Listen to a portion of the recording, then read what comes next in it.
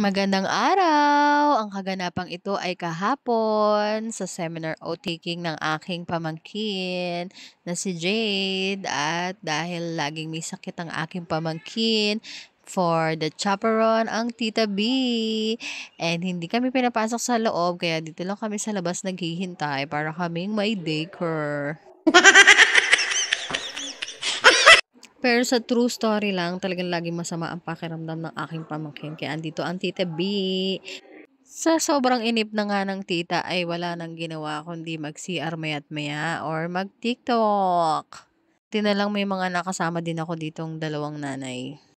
Inabot na nga kami ng gabi sa paghihintay pero okay lang. Ang mahalaga ay natapos na ang kanyang pag-o-oat. At sabi ko nga ay para mawala ang nervyos niya ay kumain kami sa labas. Pero hindi niya alam wala akong ibabayad.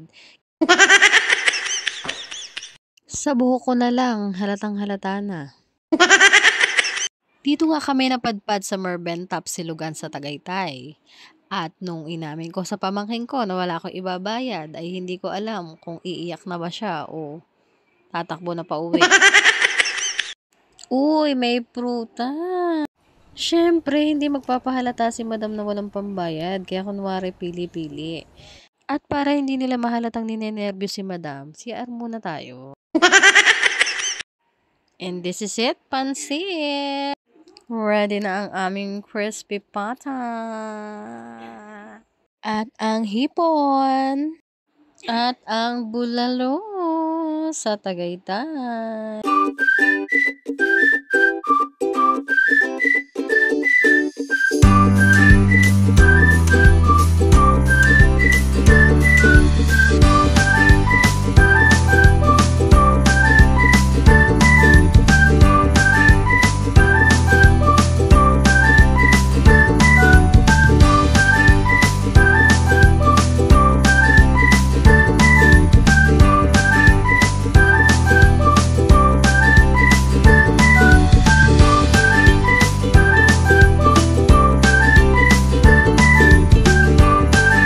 At hindi ko nga alam kung paano kami nakaalis doon. Hamo siya na. Ang mahalaga, nabusog kami.